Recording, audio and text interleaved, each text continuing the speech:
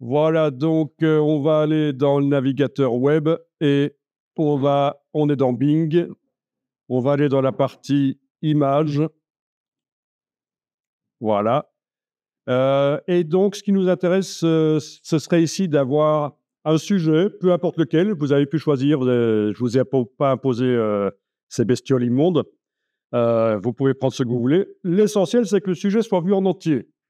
Et alors le but, c'est qu'on va, grâce à un script que je vais vous fournir, que j'ai conçu, on va générer des calques qui vont permettre de transformer en une espèce de dessin, le sujet.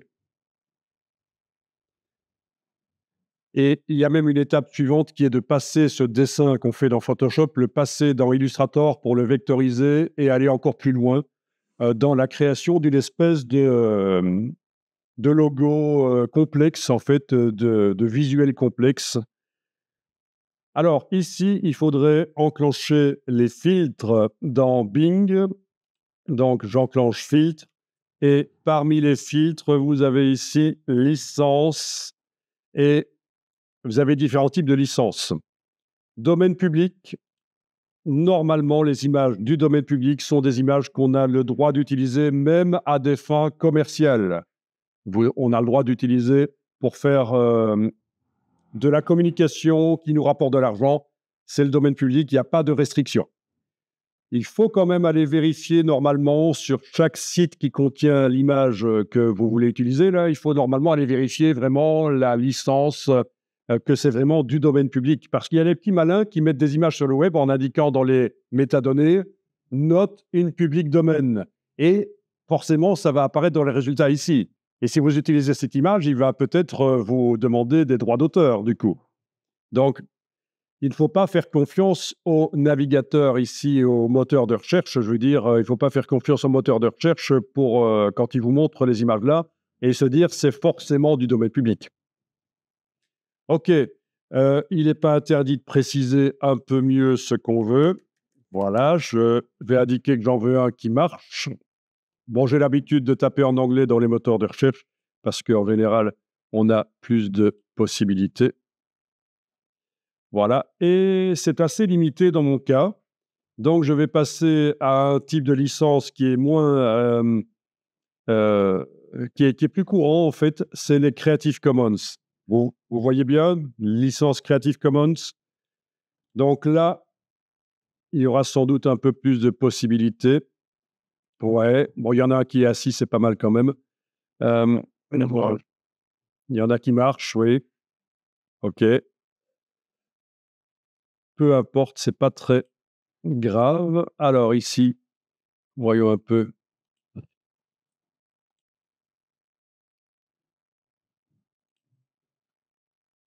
OK. Alors, quelle est la licence Creative Commons ici? Je suis allé voir sur le site. Là, vous n'êtes pas obligé de le faire. Je suis allé juste aller voir sur le site quel est le type de Creative Commons. Donc, ça ne peut pas être pour des usages commerciaux ici. Il faut le partager sous la même licence. Apparemment, ils ne disent pas qu'on ne peut pas le modifier ou je me trompe. OK, donc ça, c'est juste le tutoriel. OK, donc ça marche, vous voyez? Oui. Creative Commons, attention, parfois il faut citer l'auteur dans le travail dans lequel on utilise l'image, même si vous modifiez l'image. Parfois il faut, on ne peut pas l'utiliser pour des fins commerciales, parfois on ne peut pas le modifier, l'image. Donc c'est un peu plus restrictif comme, Hem, licence. Ici, cette image-là est de Wikipédia, donc Wikimedia, Wikipédia. C'est forcément ça du domaine public. J'ai forcément le droit d'utiliser, tout faire avec. Là, il y a aucun droit dessus. OK, donc ce que vous allez faire, c'est cliquer sur, la vignette et cliquer sur «Afficher l'image». Le bouton «Afficher l'image» et là, ça va vous proposer de l'enregistrer ou ça vous l'affiche en grand et vous faites clic droit, enregistrer l'image sous et vous l'enregistrez dans le dossier, que vous faites pour aujourd'hui. Voilà. Donc, surtout, n'enregistrez pas l'image que vous voyez là, la petite, juste après avoir cliqué sur la vignette. Ça risque d'être un peu faible. Vous allez cliquer sur le bouton afficher l'image et télécharger cette image-là par clic droit, enregistrer l'image sous. Voilà. Ou si vous êtes dans un autre navigateur que Firefox, ça va peut-être se présenter un peu différemment. Mmh, la possibilité d'enregistrer l'image. S'il y a un problème, vous me le dites. Alors, voilà. Donc, mais ça, vous le saviez déjà, vous n'avez pas le droit d'utiliser toutes les images qui se trouvent sur le web. Il y a des restrictions. Ben voilà, on en a parlé un peu. Alors, concernant les images générées par intelligence artificielle, c'est toujours en discussion, celle qu'on a faite notamment dans Photoshop tout à l'heure. Actuellement, on va vers une règle qui dirait que plus de 50%, il faut que plus de 50% du travail final n'ait pas été généré par intelligence artificielle. Donc, pas moins de 50% d'intelligence artificielle dans le travail final, ça peut passer. Mais c'est apparemment, on va vers quelque chose où ce sera du cas par cas et quelqu'un va statuer au cas par cas. Voilà, un peu comme le fisc, quand vous avez un contrôle fiscal et vous ne savez pas à quelle sauce vous allez être mangé, ça peut se passer très bien ou pas bien, suivant le contrôleur. Personnellement, moi, j'aime pas trop ce genre de règle qui est au cas par cas, ou comme les certificats PEB aussi. Hein, vous voyez, suivant le contrôleur que vous avez pour déterminer la performance énergétique de votre maison, vous avez un résultat ou un autre. Bon, génial. Mais apparemment, pour l'intelligence artificielle, c'est vers ça qu'on va. Et ici, si c'est du domaine public, vous allez pouvoir utiliser sans problème les images. Bien. J'imagine que ça va pour télécharger, que vous y arrivez. Alors, on n'a pas demandé de taille minimale d'image en pixels. J'aurais pu ici, dans taille d'image, demander qu'il ne m'affiche que les images de minimum 1000 pixels sur 1000 ou de 1000 pixels sur 500, ou, etc. Mais là, c'est du tout venant. OK, donc on a vraiment de tout.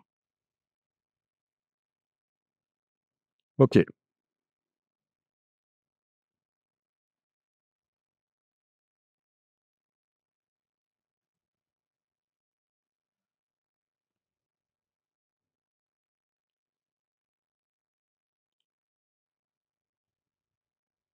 ça va, tout fonctionne comme vous voulez? Hein? Oui.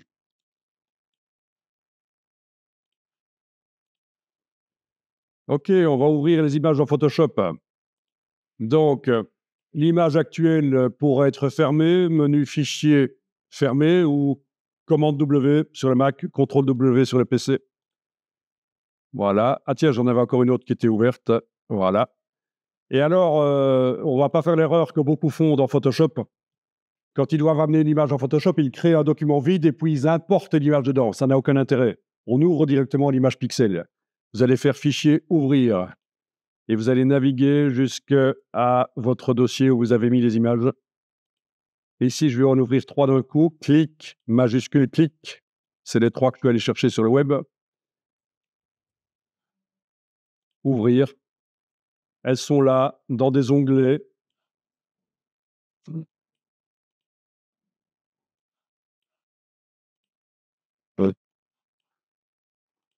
OK.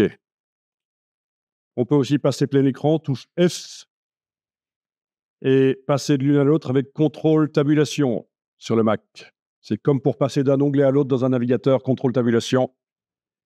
Et alors, vous avez contrôle shift tabulation qui sert à quoi? Ben, par exemple, voilà, je passe en revue des images. Ça, c'est le plus petit, la plus petite image. Je passe à la suivante, contrôle tabulation. Je me dis, tiens, je vais revoir la précédente. Contrôle shift tabulation, ça va en arrière.